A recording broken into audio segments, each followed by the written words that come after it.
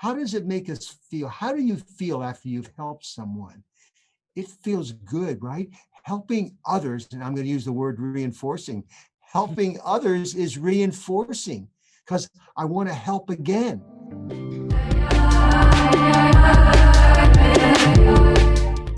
Scott, welcome to Rebound Talks, man. Thank you, Antonio. Awesome to have you here. And I really was intrigued by this idea of yours that we live in a culture that's obsessed with independence. What do you mean by a culture that's obsessed with this? And do you find this problematic? Because it could be tied to the American dream, independence. We have the freedom to do whatever we want. So talk to me a little bit more about this. Well, we've been raised. Nice guys finish last. Got to blow your own horn. You know, the Declaration of Independence. So it's kind of like, you know, there's 3 stages: dependent, independent, and interdependent. And we come into this world dependent on people to take care of us. And we can't wait to be on our own, independent. Teenagers, I'm on my own. And then we get stuck there. Can I help you? No, I can do it myself. When in fact, the mature individual and the mature organization has progressed to interdependence. The fact that we're all in this together and we need each other to get the best result. We need diverse opinions. We need diversity, so the whole is greater than the sum of its parts. You know what that's called synergy. And so how do you get there? By working together. In fact, our culture today seems to be just the opposite. We can't even get people to wear COVID prevention face masks, you know? It's my individual freedom to do it. And for heaven's sakes, folks, we're all in this together. So that's interdependence. And by the way, Antonio, some cultures are there better than we are. In Japan, slogan, the nail that rises above the board invites a hammering down. That's very different than our perspective. I can do it myself. So it's tough in our country because we've been raised to be independent. When again, I'm being redundant, but then the mature person, the mature organization realizes the value in everybody working together. And a lot of success that seems like somebody achieved it by themselves is just set up to be that way, so people perceive the person as being more powerful than he truly is. I'm not sure I understand that. I mean, like I don't know if you've read the 48 Laws of Power by Robert Greene, but one of the laws is that they're very Machiavelli, very, like, you could even say sometimes immoral. So one of these rules is get people to do the work for you and take all the credit. So people that appear to have done something by themselves, in reality, the majority of the time, that's not the case. Yeah, that's top-down control. You know, that's the boss. That's the boss perspective. And we've had leaders in Washington, D.C. act that way, you know. The word is we, not I, again. But you're absolutely right. That's going to slow people down, that top-down control. By the way, we manage behavior and we lead people. And there's a difference. I'm not saying that managing behavior is wrong. We do need to manage. We need to hold people accountable for what they do. But we also need to motivate people to want to do what they do. So they will do more than what's required. They will go beyond the call of duty. And that takes self-motivation. So that's really your definition, the difference between leaders and managers that you mentioned. Well, think of it this way. Managers get their position assigned to them. They are supervisors. And there's nothing wrong with that. I'm not saying that's bad, but I'm also saying that everybody can be a leader. Parents lead, children can lead, workers, co-workers can lead others. And what I mean by leadership, I mean inspire self-motivation. Anybody with the right principles can inspire others to feel self-motivated. In other words, self-directed. So you mentioned the right principles. You mind expanding on that? What principles are you talking about? Well, research by DC and Ryan has shown, for example, that if we perceive choice, a sense of relatedness, I call it community, and competence. Let me say it differently. When you feel competent, I'm good at this, at doing worthwhile work, we're more likely to feel motivated to keep doing it. And when we perceive we have some choice, not total choice, but this is partly my idea, I was involved in the process of creating this. It's not totally coming from somebody else. I was involved. That's choice, or DC and Ryan call it autonomy. And of course, the other word, again, is, well, choice, competence, and community. Community means they call it relatedness. We're all in this together. So think about this. We can help another person feel competent. How? Give them some supportive feedback. Tell them what they're doing that's you appreciate. We can also help people feel a sense of togetherness, a sense of community, a sense of togetherness, right? And of course, choice. You have a child, you want them to dress in a certain outfit for school. Top down. This is what you're wearing, son. Choice. These are two outfits that you could wear. Which one do you want? Yeah. You'd be happy with either one, but you've given the child the perception of choice. And that's what we're talking about. It's a perception of choice, competence, and community, and that fuels self-motivation.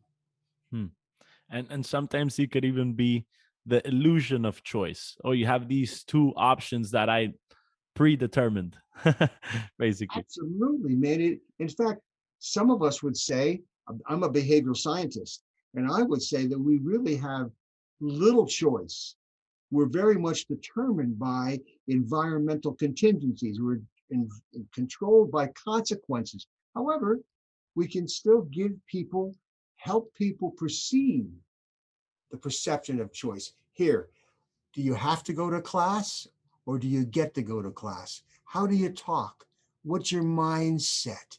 It's a requirement, or is it an opportunity? So how you talk to yourself and to others can influence the perception of choice. Do you wake up to an alarm clock or an opportunity clock? So again, it's how we communicate to others, interpersonal, and how we communicate to ourselves, intrapersonal. And we often disregard that. We don't really pay attention to what we say and how that could potentially impact us in the future. Absolutely. We don't pay attention to our language. We use language that can turn people off. We use language that stifles a sense of community. Again, I did this instead of we did this. And again, not to get into politics, but we've had presidents who just say, I, take all the credit for themselves, and thus it's inappropriate. They stifle a sense of community. And you're very big on this idea of community. I know you founded what you have behind you, the AC4P movement. So would you mind expanding on that, on what that is and what motivated you to start this? Oh, I would love to. First, for years, I've been in the field of occupational health and safety. And it was back in 1990, I was working with Exxon on a process of using psychological science to help people stay safe. Hmm. And I came up with a word. Somebody said we need to care for each other. And I said, we need to actively care. Hmm. We all care, but what do you do about it? What do you do about it? Active care means you're doing something. So I had wristbands said actively caring for people, and I gave them out. This was like a long time ago. Then we had a tragedy at our campus. Maybe you remember somebody that was April 16th, 2007.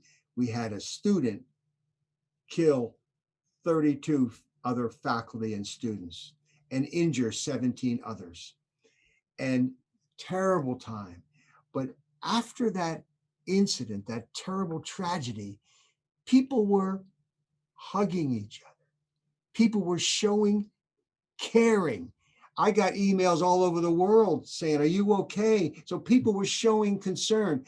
They were reacting. The word I wanted to think about is proact. What can we do before tragedies like this? Now, so we decided, my students said, hey, let's take this wristband and let's put an identification number on it. And so we created a process called the Actively Caring for People process, AC4P. There's a website, ac4p.org, and you could purchase wristbands. And we have blue wristbands for police officers, green wristbands for the public. But here's the way it works. STEP, STEP, that's the acronym, STSC, C in act of kindness. But we know that people need to be recognized. People like to be recognized. See an act of kindness and thank them. That's the T. And then after you thank them with the wristband, give them this wristband and say, join our movement. It's a worldwide movement to promote pro-social behavior or actively caring for people behavior. Then go to our website and report the number on your wristband and the story that you just experienced.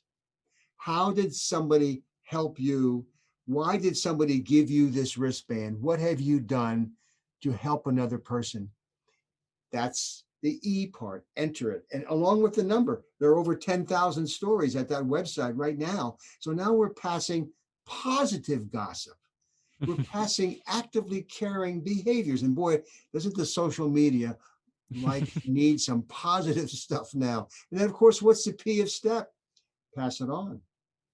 Look for somebody else doing an act of kindness and tell them the story, give them the wristband. So anyway, that's we started that after our tragedy, and it's been going around the world, not nearly as big as I think we need it to happen, but there are pockets of excellence in universities and communities worldwide. We have some police departments in Arizona, Florida, in Virginia, have blue wristbands. Imagine a police officer walking up to you and saying, thank you for what you just did. And giving them a blue wristband. And they have their own website, Actively Caring for People Policing. And you report the stories there. So again, it's an attempt to turn those negative gossip stories, turn that around, flip it over and talk about the positive things in our lives. There are far more positive things than negative things, but we're not talking about them. Ask anybody, how many times have you had a negative experience with a police officer? I've asked my students, and maybe 3 or 4 will raise their hand, but then I say, how many have had a positive experience? How many of you have been helped by a police officer? Almost every hand goes up. So that's not the gossip we're spreading, however. We're spreading the negative side. We need to be a more positive culture, and I think that actively caring for people is one way to do it. There's a website, Geller AC4P, www.Geller, my name, AC4P. My daughter started a company, and I actually have a non-for-profit foundation to promote actively caring for people. And that's awesome, because it's not passively caring. It's not like, okay, I'm not gonna do to you what I don't want to be done on myself. It's looking for those opportunities to care for other people. And also, you mentioned that positive reinforcement is a lot better than negative reinforcement.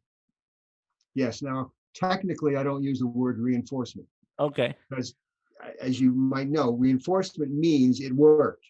Okay. Positive reinforcement means that the behavior that I reinforce increases in frequency. That's the Okay. technical definition. So I just use the word positive consequence or reward. Reward is good. I can reward someone, but it might not increase their behavior. It Hmm. might help them feel better. And by the way, the technical word, or the word that I'm using to describe all this, is humanistic behaviorism. Hmm. That was a popular word in the 1970s, but it kind of fell away. And the humanists and the behaviorists kind of fell apart and they don't interact. We don't see the word humanistic behaviorism in our textbooks, but it is an important word because to make managers work better, to hold people accountable, they need to be humanistic. And by the way, that's leadership. Leaders are humanistic when they try to influence behavior. And by humanistic, what do you mean exactly? Oh, good question. Thank you. One word: empathy. Hmm. Empathy. Before you tell somebody what to do or what not to do, before you show gratitude, put yourself in the other person's shoes. How will they take it? What would I do if I were in their situation? You know, we have the golden rule: Hmm. treat others the way you want to be treated. I don't think so. Treat others the way they want to be treated. They might not want to be treated the way you want to be treated. And the only way you can find out how to treat them is to be empathic. Listen with empathy. Ask more questions. Rather than telling people what to do, ask them, what should we do in this situation? In fact, corrective feedback is a very important concept. That is, correcting people for their mistakes. But I ask you, how do you do that? Too many people correct people by saying, that's wrong, stop that. And they might stop it temporarily, but they don't own the change. They don't own it. If you want to help people change, you have to be empathic. Ask more questions. Why did you do it that way? Is there a better way to do it? Were you just, I mean, ask questions. Again, that's being empathic. And that's getting them to say, I agree. I agree with you. Or how do you think you could do it better? And when they tell you, you've won. Now you've got them owning up to the mistake they made and what they need to improve. And that's also autonomy because they believe that they came up with the solution rather than you telling them what to do. That's exactly right. That's choice. That's choice. And it gets right back to self motivation. If I'm telling you that I should have done this and I'm going to do it, I've got choice. And through empathy, you give people the perception, as we said earlier, the perception of choice. Hmm. And I feel that this is a great roadmap for leaders, not only because obviously being more empathetic, all these rules that you've mentioned help you become a better leader, but as you help other people, you feel better. So you're also more eager to keep doing this methodology that you just mentioned. So it works And both ways. yes, and you know what leaders do? They learn continuously about what's going on out there. You know, in the workplace, who knows better about what's going on? The worker. But if you just use top-down control and you just tell them what to do, you're missing opportunities to learn what they know. They know what's going on in the field of safety, very important. The workers know who's working at risk. The workers know where there are hazards out there. And if you don't talk to them in a way that they're willing to own up, you're never going to learn that. So We call it people-based safety. It's safety based on the people out there. And also that's how you could potentially find problems within the company or within the family or within the community that need to be solved. You need to get out there and talk to the people. Actually, if you see something, say something. And what are the conditions that influence people to say something? Well, they have to believe, they have to have trust that you're going to really help make things better. Again, we're back to interdependency, aren't we? We're all in this together. By the way, here's a word, Antonio. Here's a word we throw around: empowerment. Empowerment. The manager says, I empower you. What does he or she mean? I give you more to do with fewer resources. Get her done. Leaders don't talk that way. Leaders want you to feel empowered. Now, feeling empowered does connect to self-motivation. And now I'm going to use another perspective on that. Back to perception.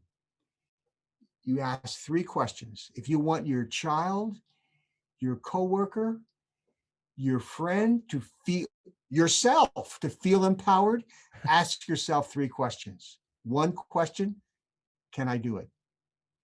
Do I have the knowledge, the skill to do the job?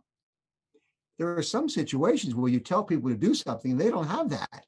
And by the way, it's the belief that I can do it. You might think someone has the skills to do it, but they might not believe it. We're back to perception again. But that's the first question. Second question, now what we call that, Albert Bandura called that self-efficacy. I believe I can do it. There's another efficacy word called response efficacy. Second question: will it work? This behavior I'm asking you to do, this job I'm asking you to do, will it work to bring us closer to our mission, to our vision? So now you have to help people see the purpose. What's the purpose behind what we're doing? Why are we doing this? That's response efficacy. Okay, so I have self-efficacy, I've been trained. Response efficacy, I've been educated to understand the purpose. Third question is a motivational question. And researchers call that, all of a sudden a block. No, Don't worry about it. outcome expectancy. Outcome expectancy. Again, consequences. Here's the question: is it worth it? I can do it. It is worth it. It will work. Is it worth it? Now we're talking about effort. Now we're talking about what will we get when we get the job done? What will we achieve when we get the job done? And that's great to use it yourself. Like whenever you want to undertake a new project or spend your time doing a specific thing and you don't really know whether to do it or not. I feel like going through these 3 questions could also help with that. Absolutely. And there's another mindset we think about. Do you do it to gain a positive consequence, or are you doing it to avoid a negative consequence? What's your mindset? We're back to classes again. Do you study to avoid failing, or do you study to learn to gain a higher grade? What is your mindset about it? It is mindset. So again, are you putting yourself in the category of I'm a success seeker, I'm seeking success, or am I a failure avoider? I'm doing this to avoid failure. And the data shows, research shows that those people working to a positive consequence, they're more motivated. They're more likely to go beyond the call of duty. So again, we're back to another motivational concept, just your mindset of working to achieve or working to avoid failure. And that's why it's so important to really have that clear why or that clear reason behind why you're doing what you're doing. And people often lack that. So how can they find that why if they don't really understand why they might be taking this specific class or why they got this specific job. How can they cultivate that if they don't have it and they're already there? So they can't decide, okay, I'm just gonna leave. They want to finish what they started. How can they cultivate that? Oh, that's a great question. And it is all about asking yourself, what's the purpose of this? Now, sometimes students get themselves involved in a class that is just not interesting to them. You know, it's there's there's not a natural positive consequence coming to me what to learn this. So now they have to think harder about this. Okay, maybe this is not a fun class for me, but is it useful for you? If you really learn these concepts, is it now, of course, now it's not as a happy time. Here's another concept. There are intrinsic consequences and there are extrinsic consequences. That is, some things we do have now I can use the word reinforcing, natural reinforcing consequences because I keep doing it, you know? Sports is an example. We're into the sports and I'm into it. Or reading or playing computer games. There are natural consequences. However, sometimes we have to do things that are not followed by fun, enjoyable consequences, like studying for an exam. I mean, so now we have extrinsic consequences, like a grade, like passing this course. That's extrinsic, that's extra.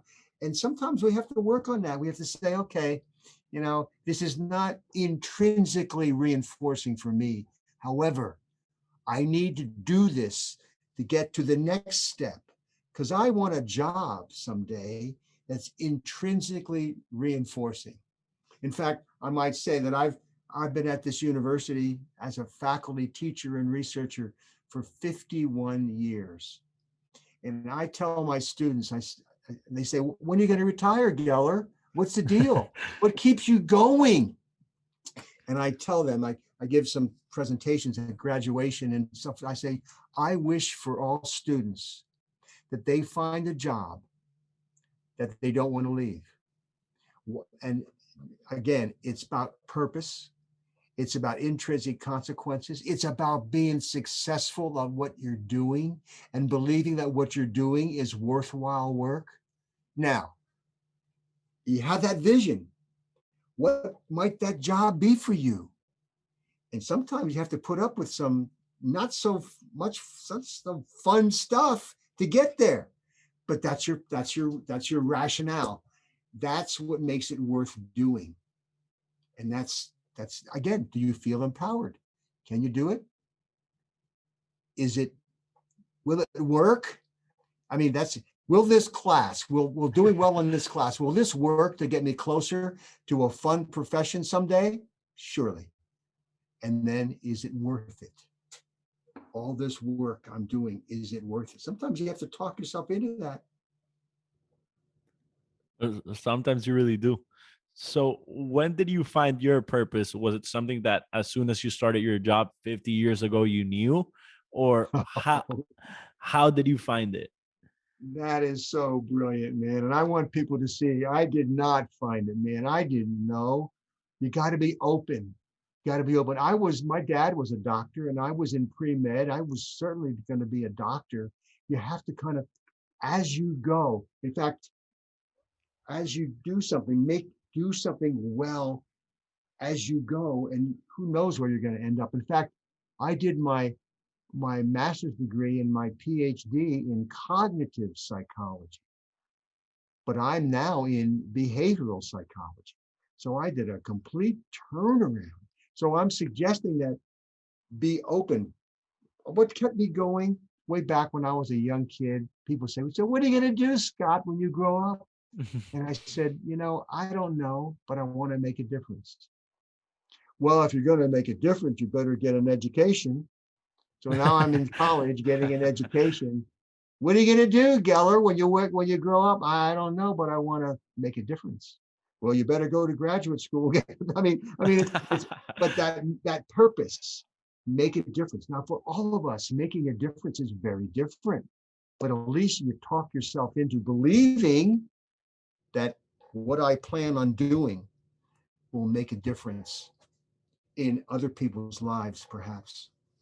Yeah, I think that the majority, I have no evidence, nothing to back this up. It's just like a hunch that I have, is that the majority of purposes or visions or just things that really motivate people are things that are bigger than themselves. It could be a religion, it could be helping others, it could be saving the environment. If you really just stick with yourself, that's why I feel people struggle to find that purpose, because they're just looking within. Beautiful. Antonio, you're talking about a vision. I've got a vision. In fact, when I worked in safety, the vision was zero harm, zero injuries. So that's your vision. Now, with that vision, now you set daily goals to get there. Call it goal setting. By the way, if you want to go there, I talk about SMARTS goals. SMARTS. Okay. Now, Zig Ziglar and others have talked about SMART goals, but I define them slightly different. And let's look and see how the SMARTS goals that I'm talking about connect directly to feeling empowered. Here Hmm. we go. S. Again, I got my vision. My vision is to graduate from the college and go on to graduate school or med school or whatever. That's my vision. But right now, I've got to get some stuff done right now. S. Specific. What exactly are you going to do? These are behavioral goals. What am I going to do to get there? That's the S. M. Some people would say M is measurable. That's what Zig Ziglar said. I say M needs to be motivational. The outcome. What will I get? What will getting to this goal, satisfying, achieving this goal, what will it get me? That's motivational. And by the way, is it worth it? Empowerment. Is it worth it? That's motivational. SMA. A is achievable, right? I can do it. It's got to be a stretch goal. It's not simple, but I can do it. That's achievable. So it's specific, it's motivational, it's achievable. SM. Now I'm at R. Relevant. What I mean by relevant is it will work. Response efficacy. So now I've given you the three letters define feeling empowered. I'm motivated, I'm trained and skilled to do it, and what I'm doing is relevant. Then I got T. Some call it timely. No, I need T for tracking my goal. I'm going to track it. That's why I don't need M for measurable, because I got T for trackable. I'm going to track my progress, right? So I reach my goal. What's the S? Because I said SMARTS. The S is share. I'm going to share my goal with others. And they might help to hold me accountable. They might ask me, how are you doing on achieving that goal? For sure. Or So they could or they can help you with contacts, or they want to help you with their time. That's why sharing is something controversial, but I'm definitely on the side of pro sharing your goals. Pro, obviously, once you know you're gonna pull through, because if not, then you're always sharing goals and you're not doing them. But once you really know that this is what you want, share it, and help just comes your way. Yeah, and now it is true that we can talk about individual goals. It's my goal, but we can also talk about group goal. We can also talk about a team goal. But again, we still have to specify exactly what we're going to do as an individual or group, and go through SMARTS. And the last question I wanted to ask you: how can we really set up our community or family or our organization or a class so that it's an environment that actively cares for each other, that actively cares for people? Wow, that's easier said than done, isn't it? I mean, think about our culture these days.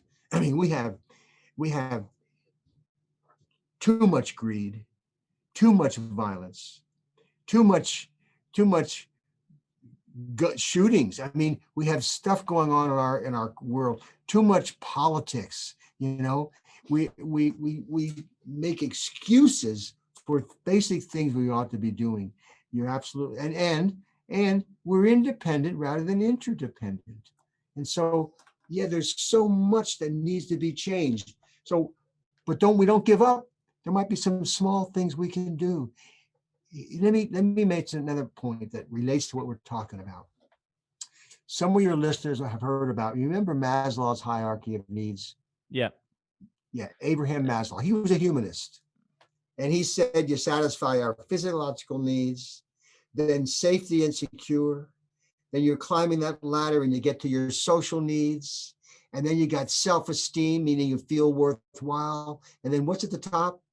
It, Remember? it's like a self-fulfillment or something like that. Self Yeah, it's self-actualization. yeah. Okay. And that's what people learned for years. It's still in the introductory psychology textbooks, but guess what? It's wrong. Abraham Maslow passed away in 1970 and he wrote his last book. It was published the following year. It's called The Farthest Reaches of Human Nature. Hmm. He said he was wrong. The best is not about self-fulfillment. The best is going beyond yourself for somebody else. Self-transcendence. Hmm. Self-transcendence. Now, let's play with that for just a second. When I help somebody else, when I actively care for somebody else, how do you feel? How does it make us feel? How do you feel after you've helped someone? It feels good, right? Helping others, and I'm going to use the word reinforcing, helping others is reinforcing because I want to help again. What if we could teach the world, your question, back to your question, how do we get an entire community, an entire school, an entire class involved in helping each other? What if we teach them the value of self-transcendence? Or they experience it, man. They experience self-transcendence. And then I want you to self-talk, reflect. Hey, that felt pretty good. Of course, when somebody does something good for you, please thank them. Gratitude is a very important word. And sometimes we don't use gratitude enough. When's the last time that you thanked your parents? Thank you, Dad. I just want to thank you for all my mom. Thank you, Mom. It's we don't think about doing that. But there's another field that relates to all of this called positive psychology. How can you help people feel better, be happier? See, psychology is not only about the negative side, the emotionally distraught people, but what about the positive side? Marty Seligman started that 20 years ago. How do we start making people happy? Well, gratitude is one way, and actively caring for people is another way. And when somebody helps you and you show gratitude, everybody wins. Everybody feels better. Now, that's what we have to pass on because we can make this world a much better place if we just realize the power of self-transcendence and the self-reinforcing power of actively caring for people. That's awesome, and that's also beautiful. I hope to spread this message as far as I can. And Scott, thank you, man, for coming on. I appreciate it. I really enjoy everything you talk about. I think that your research and your work is awesome and super interesting and super helpful and super needed. So thank you for what you do, and thank you for coming on the podcast, man. I And appreciate it. listen, man, if it not for you, it would just be in this ivory tower. And when I leave in a few years, this world, nothing will happen. So it's about you spreading the word. It's a life of learning and teaching and learning. So I am grateful for opportunities And for people like you who believe, it's not about understanding, it's also believing it. When you believe and understand, you want to share it with others. And thank you for doing that.